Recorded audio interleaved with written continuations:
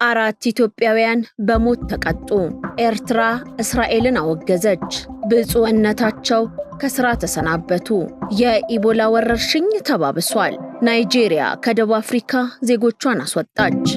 ሰላምና ጤና ለእናንተ ይሁን። የተወደዳችሁና የተከበራችሁ የሐቅና ሳቅ ሚዲያ አድማጮቻችንና ተመልካቾቻችን የዕለቱን ወሳኝ መረጃ ይዘንላችሁ ቀርበናል። በወሳኝ መረጃ የዜና ዝግጅታችን የሀገር ውስጥና የውጭ መረጃዎችን ወደ እናንተ እናደርሳለን። እነሆ በመንግስት 30% ድርሻ በሚገነባው ፕሮጀክታችን ላይ በአንድ ዓመት ልናስረክቦት በመርካቶ ተክለ ሃይማኖት ላይ ዘመናዊ የንግድ ማዕከል ይዘንሎት መጥተናል።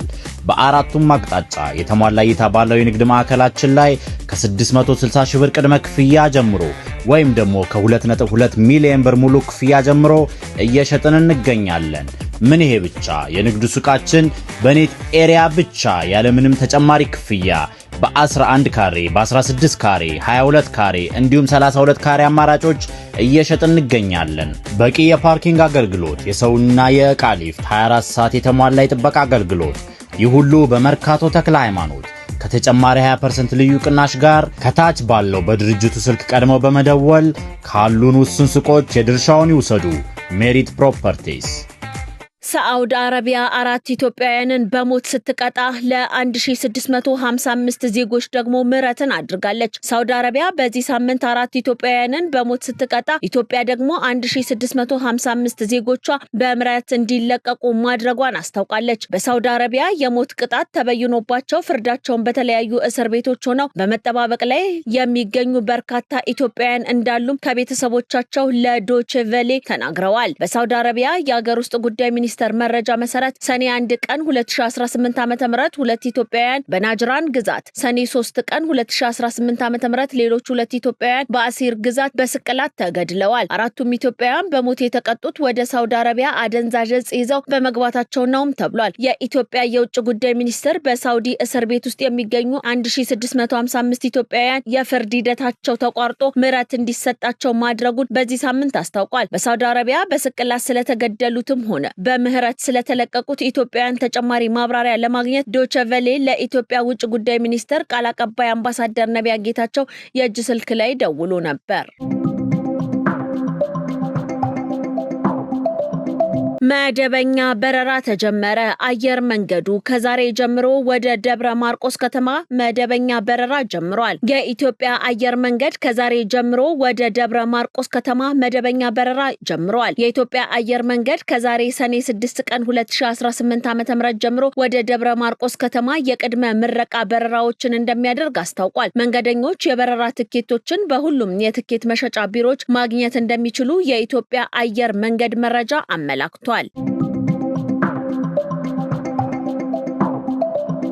ብፁዕ ካርዲናል አቡነ ብርሃነ ኢየሱስ በጡረታ ከኃላፊነታቸው ተሰናበቱ። የኢትዮጵያ ካቶሊካዊ ቤተክርስቲያን የአዲስ አበባ ሀገረ ስብከት ሊቀ ጳጳስ ብፁዕ ካርዲናል አቡነ ብርሃነ ኢየሱስ የሊቀ ጳጳስነት ኃላፊነታቸውን በጡረታ ምክንያት ማስረከባቸው ተሰምቷል። ብፁዕነታቸው ያቀረቡትን ከኃላፊነት የመነሳት ጥያቄ የሮማ ካቶሊካዊ ቤተክርስቲያን ርዕሰ ሊቀ ጳጳስ ሊዮ 14ኛ የተቀበሉ ሲሆን ውሳኔው በቅድስተ መንበር ልዩ መልእክተኛ ብፁዕ ካርዲናል ክላውዲዮ አማካኝነት ይፋ ሆኗል። በብፁዕ ካርዲናል አቡነ ብርሃነ ኢየሱስ ምትክ የቀድሞ የአዲስ አበባ ሀገረ ስብከት ረዳት ጳጳስ ብፁዕ አቡነ ተስፋ ስላሴ አዲሱ የአዲስ አበባ ሀገረ ስብከት ሊቀ ጳጳስ ሆነው ተሹመዋል። ቤተክርስቲያኗ ባወጣችው ይፋዊ መግለጫ አዲሱ ተሿሚ የሀገረ ስብከቱን መንፈሳዊ አገልግሎት በበላይነት እንደሚመሩትም ታውቋል። ኤርትራ እስራኤልን አወገዘች። ፕሬዝዳንቱ በካይሮ ከግብጽ ባለስልጣናት ጋር ባደረጉት ውይይት ኤርትራ እስራኤል በመካከለኛው ምስራቅ የምታደርገውን ወታደራዊ እንቅስቃሴ እንደምታወግዝና የግብጽን አቋም እንደምትደግፍ አስታውቃለች። ግብጽ የእስራኤልን ወታደራዊ እርምጃ በተለይም ከጋዛና ፍልስጤም ጋር በተያያዘ በጽኑ የምታወግዝ ሲሆን የኤርትራ ድጋፍም የሁለቱን ሀገራት ቀጠናዊ ህብረት የሚያጠናክር መሆኑ ተገልጿል። የኤርትራ የማስታወቂያ ሚኒስትር የማነ ገብረ መስቀል በበኩላቸው ሁለቱ ሀገራት በኢኮኖሚ በጸጥታና በተለያዩ ቀጠናዊ ጉዳዮች ላይ በጋራ ለመስራት መስማማት ላይ መድረሳቸውን ይፋ አድርገዋል። የሴኔጋል ደጋፊዎች ወደ ዓለም ዋንጫ እንዳይጓዙ ተከለከሉ። የዩናይትድ ስቴትስ የቪዛ ቀውስ አሁንም እንደቀጠለ ነው። የሴኔጋል ብሔራዊ ቡድን ደጋፊዎች ለዘንድሮ 2026 የዓለም ዋንጫ ወደ አሜሪካ እንደማይጓዙ ታውቋል። ከተለያዩ የዜና ምንጮች የወጡ መረጃዎች እንደሚያመለክቱት ለአገሪቱ ደጋፊዎች የቪዛ ፈቃድ ባለመሰጠቱ ምክንያት ምንም አይነት ልዑክ ወደ ስፍራው እንደማይጓዝ ተረጋግጧል። ይህ የአሜሪካ መንግስት ውሳኔ ያለ ምክንያት እንዳልሆነ እየተነገረ ይገኛል። የሴኔጋል ደጋፊዎች በ2026 የአፍሪካ ዋንጫ ፍጻሜ ጨዋታ ወቅት ያሳዩት ረብሻና ሁከት አሁንም ቢሆን በአሜሪካ ባለስልጣናት አእምሮ ውስጥ ትኩስ ሆኖ መቆየቱ ለቪዛ መከልከል ዋነኛ ምክንያት ሳይሆን እንዳልቀረም ይገመታል።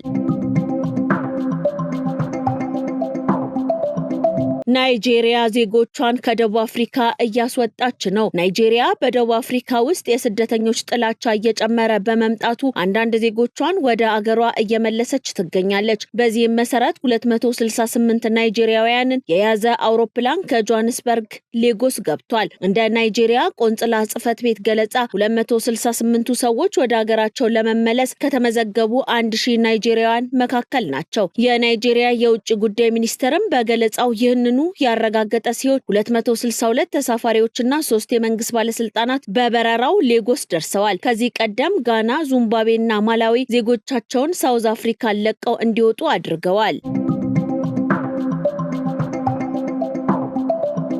በዲሞክራቲክ ሪፐብሊክ ኮንጎ የኢቦላ ወረርሽኝ ወደ አዳዲስ አካባቢዎችና የስደተኞች መጠለያ እየተስፋፋ መምጣቱ ተገለጸ። አርብ ሰኔ 5 ቀን 2018 ዓ.ም የዓለም ጤና ድርጅት ባወጣው መግለጫ መሰረት በዲሞክራቲክ ሪፐብሊክ ኮንጎ የተከሰተው የኢቦላ ወረርሽኝ በሰዎች ወደ ተጨናነቀ የስደተኞች መጠለያ ጣቢያ ጭምር በመስፋፋት ይበልጥ አደገኛ ምዕራፍ ላይ መድረሱን አስታውቋል። ወረርሽኙ ከተከሰተበት ግንቦት 7 ቀን ጀምሮ በሀገሪቱ 676 ሰዎች በቫይረሱ መያዛቸው ሲረጋገጥ 136 ሰዎች ህይወታቸው አልፏል። ቡንዲ ቡግዮ በተባለውና እስካሁን ክትባትም ሆነ ሕክምና በሌለው የቫይረሱ ዝርያ ሳቢያ በኢቱሪ ግዛት በሚገኝ መጠለያ ጣቢያ የመጀመሪያዎቹ ሰዎች መሞታቸው ተረጋግጧል። በአካባቢው ያለው የቆየ የእርስ በርስ ግጭት፣ የህዝቡ ከፍተኛ መፈናቀልና የንጽህና መሰረተ ልማት መውደም ወረርሽኙን ለመቆጣጠር የሚደረገውን ጥረት እጅግ ፈታኝ አድርጎታል።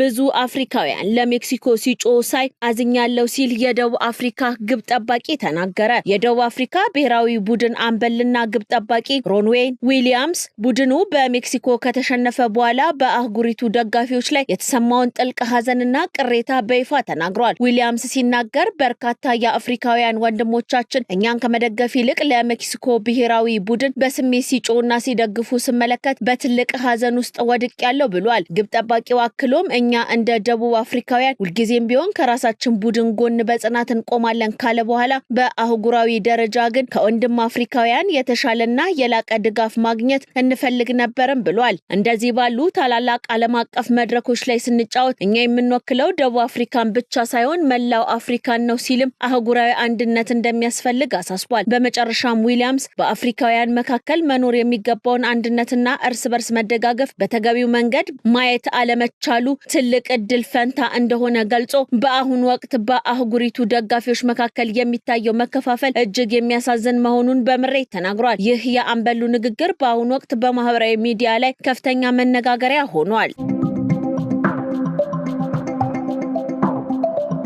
የተከበራችሁና የተወደዳችሁ የሀቅና ሳቅ ሚዲያ አድማጮችና ተመልካቾቻችን የዕለቱ ወሳኝ መረጃ የተከታተላችሁትን ይመስል ነበረ። ቀሪ ዝግጅቶቻችን እንደቀጠሉ ናቸው። መልካም ጊዜ ይሁን።